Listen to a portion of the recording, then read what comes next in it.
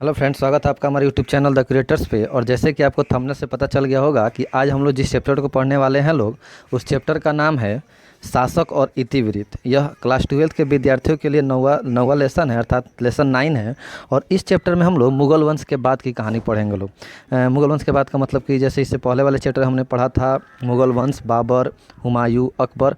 इस चैप्टर में हम लोग अकबर के बाद की कहानी पढ़ेंगे तो चलिए शुरू करते हैं हम लोग आज का चैप्टर, जिसका नाम है शासक और इतिवृत्त।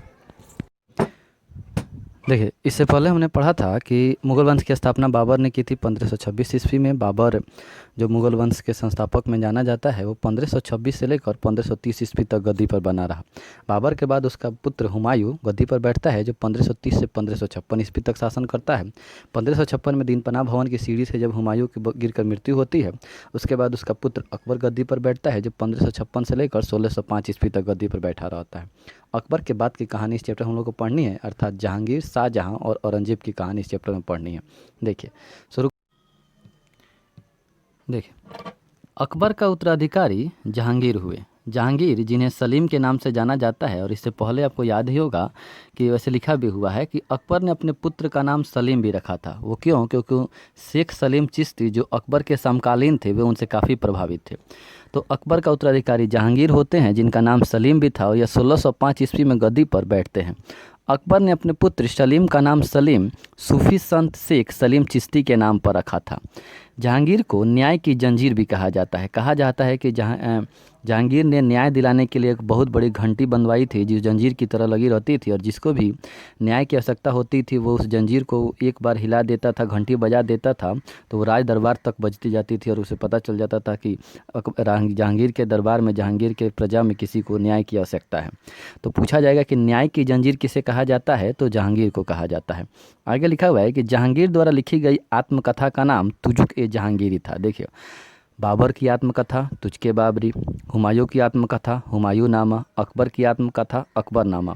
जबकि जहांगीर के द्वारा लिखी गई जहांगीर तुजुक ए जहांगीरी को पूरा करने का श्रेय मोतबिंद खां को दिया जाता है। पूरा का पूरा जहांगीर ने अपनी आत्मकथा को पूरा नहीं कर पाए थे, उससे पहले उनकी मृत्यु हो गई थी, और इसे पूरा करने का श्रेय मोतबिंद खां को दिया जाता है। आगे लिखा हुआ है कि जहांगीर के बड़े पुत्र का नाम खुसरो खां था। जहांगीर के सबसे बड़े पुत्र को खुसरो खां था, जिसने अपने पिता के खिलाफ विद्रोह कर दिया था, अर्थात अब वो अपने पिता जहांगीर को हटाकर खुद गद्दी पर बैठना चाहता था। खुसरो की सहायता सिखों के 5वें गुरु अर्जुन देव ने की थी। इसी कारण से जहांगीर ने सिखों के 5वें गुरु अर्जुन देव को फांसी दिलवा दिया था 1606 ईस्वी में। तो यहाँ से हम 2-3 टॉपिक पढ़ेंगे कि जहांगीर के सबसे बड़े पुत्र का नाम खुसरो खां था। खुसरो खां ने अपने पिता से विद्रोह किया, और उसका समर्थन गुरु अर्जुन देव ने किया था, जो सिखों के 5वें गुरु थे। इसी कारण 1606 ईस्वी में गुरु अर्जुन देव को जहांगीर ने फांसी दिलवा दिया था और उसकी मृत्यु करा दी थी। जहांगीर का विवाह 1611 ईस्वी में, देखिए लिखा हुआ है कि जहांगीर का विवाह 1611 ईस्वी में नूरजहां से हुआ था। सर्वप्रथम नौरोज़ या नैरोज के त्यौहार पर जहांगीर ने नूरजहां को देखा था। इससे पहले नूरजहां का विवाह हो चुका था, लेकिन जहांगीर पहली बार नौरोज के त्यौहार पर नूरजहां को देखता है।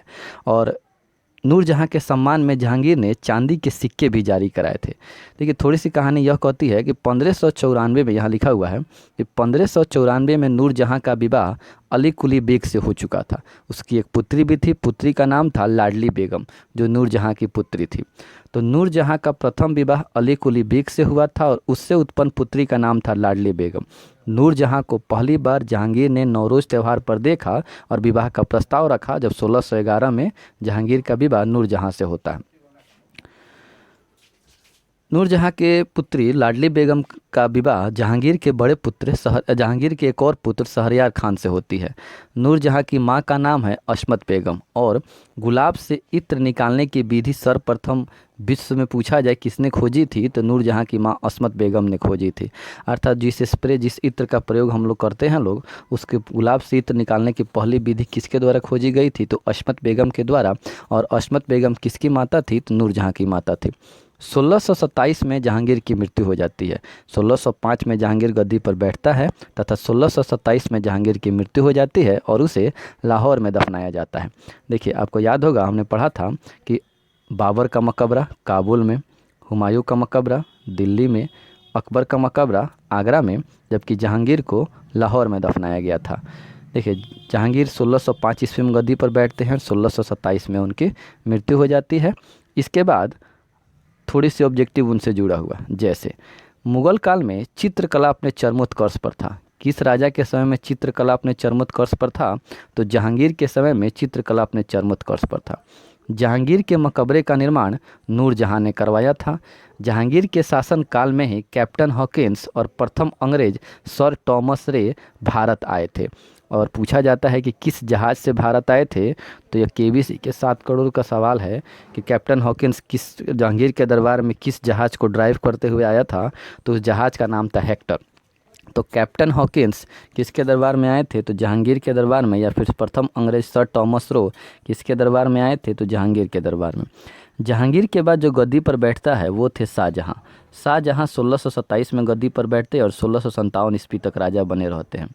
देखिए, लिखा हुआ है कि जहांगीर के बाद सिंहासन पर शाहजहां बैठे। शाहजहां का विवाह अर्जुमंद बानो बेगम से हुआ था।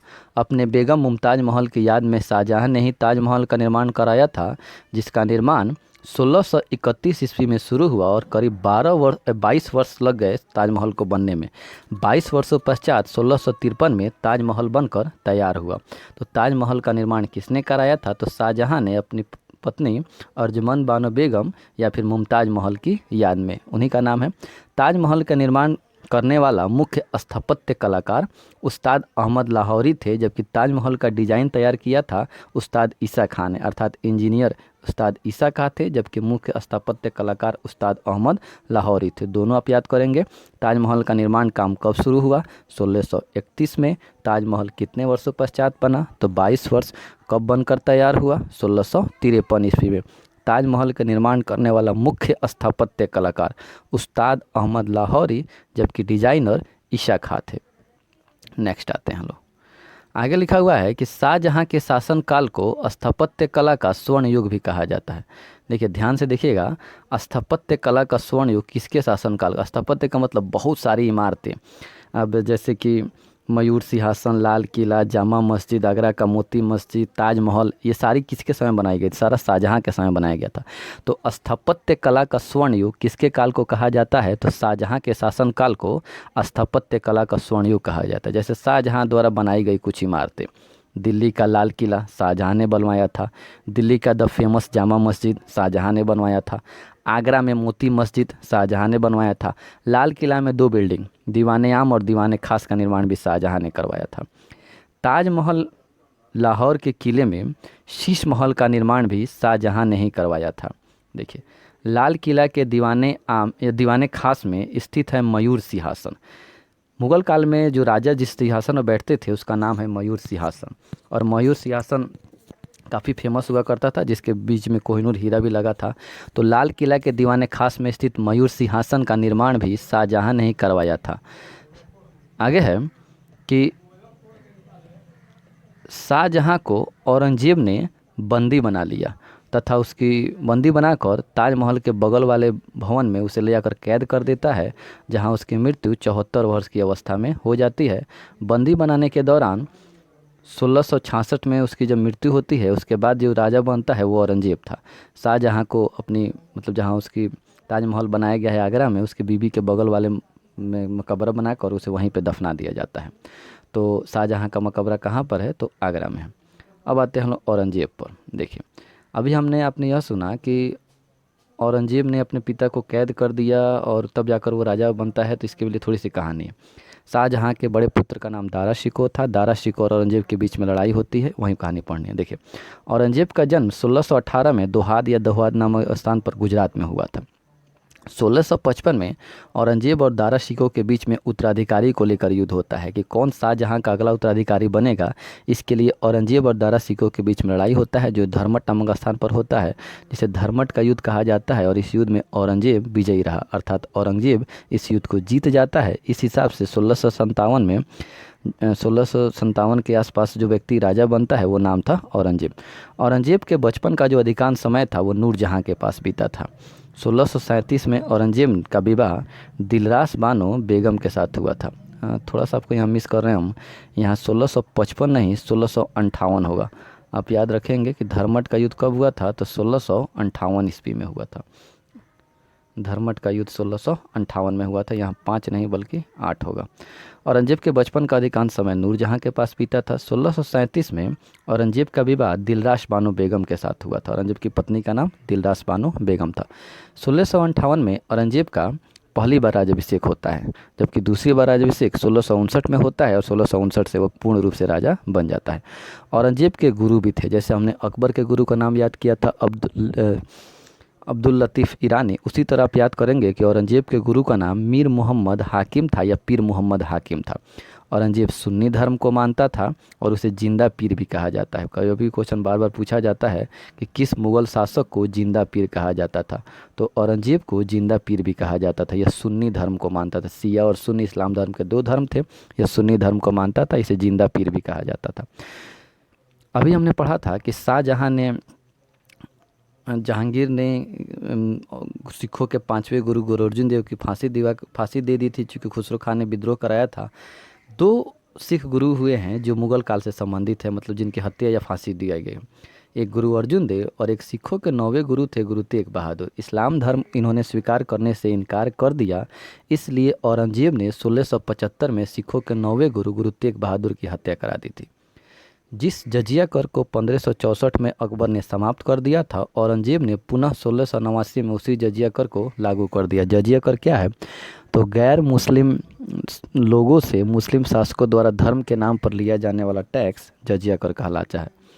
औरंगजेब के शासनकाल में सर्वाधिक मुगल सेना में हिंदू सेनापति थे। यह भी थोड़ा सा अजीब टाइप का क्वेश्चन है। पूरे पूछा जाता है कि जो इतना बड़ा इस्लाम धर्म का सपोर्टर था, उसके शासनकाल में इतने सारे हिंदू सेनापति थे। तो पूछा जाए किस शासक के काल में सबसे अधिक हिंदू सेनापति थे, तो औरंगजेब के शासनकाल में।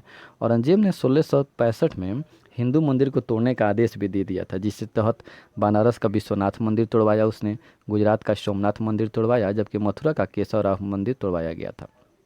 इसकी मृत्यु 1707 ईस्वी में हो जाती है। इसे खुलदाबाद दफनाया जाता है और ये महाराष्ट्र में औरंगाबाद की तरफ पड़ता है। आगे है कि हमने इससे पहले चैप्टर में पढ़ा था फ्रांसवा बर्नियर के बारे में, जो दारा सिकों का चिकित्सक था। तो फ्रांसीसी यात्री फ्रांसवा बर्नियर जो पेशे से एक चिकित्सक था, वो औरंगजेब और दारा सिकों का ही चिकित्सक था। 2 यादें याद करना है। अकबर नगाड़ा नामक वाद्य यंत्र बजाता था, जबकि आपसे पूछा जाए कि औरंगजेब कौन सा वाद्य यंत्र बजाता था वाद्य यंत्र, तो यह वीणा नामक वाद्य यंत्र बजाता था।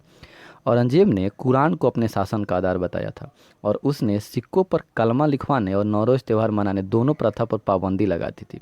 सिक्कों पर कलमा लिखवाने का मतलब कि हम पवित्र होकर ही किसी काम को करना चाहिए। इस्लाम धर्म यह कहता है पवित्रता और साफ़ सुथरा रहना सिखाता है। तो सिक्कों पर कलमा लिखवाना इसने बंद करा दिया, क्योंकि पता नहीं कौन किस हाथ से सिक्कों को छुएगा। और नौरोज़ त्यौहार इसी के समय मनाना बंद हो गया। तो दोनों प्रथा को बंद कराने वाला व्यक्ति औरंगजेब ही था। इसके साथ साथ औरंगजेब ने गाना बजाना, झरोखा दर्शन, तुलादान, गाना बजाने की प्रथा जो अकबर के समय में चालू आ रही थी। झरोखा दर्शन, राजा सुबह सुबह उठकर खिड़की के पर्दे हटाकर अपना झलक दिखलाता था और लोगों पर हीरे मोती जवाहरात तो सर पे लुटाता था। यह बंद कर दिया गया। राजा को तौल कर जिस सोना चांदी में तौल कर फिर उसे गरीबों में बांटा जाता था, यह तुलादान प्रथा भी औरंगजेब ने बंद कर दी। कहा यह जाता है कि वे सारे चीज़ जो अकबर ने शुरू की थी, वे सारों को समाप्त करने का काम औरंगजेब ने किया था। औरंगजेब के समय में सूबे अर्थात प्रांतों की संख्या लगभग 20 हुआ करती थी। इतने क्षेत्र उसके अधिकार में थे। औरंगजेब ने अपनी बीबी के मकबरे का निर्माण 1689 में कराया था और यह औरंगाबाद महाराष्ट्र में, जिसे ब्लैक ताजमहल, काला ताजमहल भी कहा जाता है। औरंगजेब के बाद के सभी उत्तराधिकारी अयोग्य सिद्ध हुए, क्योंकि आप ज़्यादा देखिएगा तो मुग़ल काल बाबर से शुरू होकर औरंगजेब पर ऐसा लगता है कि समाप्त हो जाता है। उसके बाद भी राजा हुए, ऐसे बात नहीं है।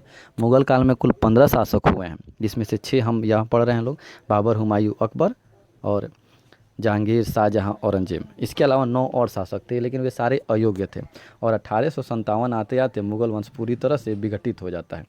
मुग़ल वंश जो अंतिम शासक था वो बहादुर शाह जफ़र द्वितीय था, जिसने 1857 की क्रांति का नेतृत्व भी किया था। पूछा जाएगा कि 1857 की क्रांति का नेतृत्व किसने किया था, तो वो बहादुर शाह जफ़र द्वितीय ने किया था। और मुग़ल वंश कब से कब तक चला, तो 1526 से लेकर 1857 तक मुग़ल वंश का संस्थापक बाबर, जबकि मुग़ल वंश का अंतिम शासक बहादुर शाह जफ़र द्वितीय थे। मुग़ल वंश में कुल कितने शासक हुए हैं, तो मुग़ल वंश में कुल 15 शासक हुए। मुग़ल काल में कुल 15 शासक हुए थे। इसके बाद 2-4 ऑब्जेक्टिव है जो आपको अच्छा से याद करना है। देखिए 4-5 राजाओं से जुड़ा हुआ है। जैसे मुगल काल के किस शासक को रंगीला बादशाह कहा जाता था? तो मोहम्मद शाह को रंगीला बादशाह भी कहा जाता था। याद रखेंगे, बादशाह, शाह, मोहम्मद शाह, बादशाह एक साथ जुड़ रहा है, तो रंगीला बादशाह किसे कहा जाता था? मोहम्मद शाह को। फिर आएगा शाह बेखबर किसे कहा जाता था? देखिए, बहादुर शाह और शाह बेखबर यह भी एक साथ जुट रहा है, तो शाह बेखबर बहादुर शाह को कहा जाता था। लंपट मूर्ख किसे कहा जाता था? जहांदार शाह को। और घृणित कायर किसे कहा जाता था? तो फर्रुखसियर को। तो चारों को एक बार फिर रिपीट कर रहे हैं हम कि मुगल काल में रंगीला बादशाह किसे कहा जाता था? मोहम्मद शाह को। शाह बेखबर बहादुर शाह को। लंपट मूर्ख जहांदार शाह को। जबकि घृणित कायर फर्रुखसियर को कहा जाता था। ये चारों आप याद करेंगे। देखिए, पानीपत की 2 लड़ाई हमने पहले भी याद कर ली है। 1526 में पहली लड़ाई, 1556 में दूसरी, जबकि पानीपत की तीसरी लड़ाई होती है 1761 में। यह होती है अहमद शाह अब्दाली और मराठों के बीच में होती है। तो पानीपत की तीसरी लड़ाई 1761 में अहमद शाह अब्दाली और मराठों के बीच में। अहमद शाह अब्दाली जीत जाता है, मराठा यहाँ पर पराजित हो जाते हैं। मुगल शासक अपने दिन की शुरुआत हमेशा झरोखा दर्शन से किया करते थे, अर्थात अपना झलक दिखाते थे और सोना चांदी अफरे लुटाते थे। बादशाहनामा अब्दुल हमीद लाहौरी ने लिखी है। यह क्वेश्चन थोड़ा सा अजीब है, आपको याद करना जरूरी है। ये कभी कभी पूछा जाता है कि बादशाहनामा पुस्तक किसने लिखी है? तो अब्दुल हमीद लाहौरी ने लिखी है। नस्तकलिक अकबर की पसंदीदा लेखन शैली थी। अकबर जिस शैली में लिखा करता था उसका नाम था नस्तकलिक। हरम शब्द फारसी भाषा का शब्द है जिसका अर्थ होता है पवित्र स्थान, यानी पवित्र स्थान को फारसी भाषा में हरम नाम से सूचित किया जाता है। थोड़े से और ऑब्जेक्टिव बचे हुए हैं। लिखा है कि जहांगीर ने न्याय के लिए एक जंजीर लगवाई थी। आपको शुरू में बताएं कि न्याय की जंजीर या न्याय का शासक किसे कहा गया है? जहांगीर को, जिसमें कि कोई भी व्यक्ति न्याय की गुहार राजा से कर सके।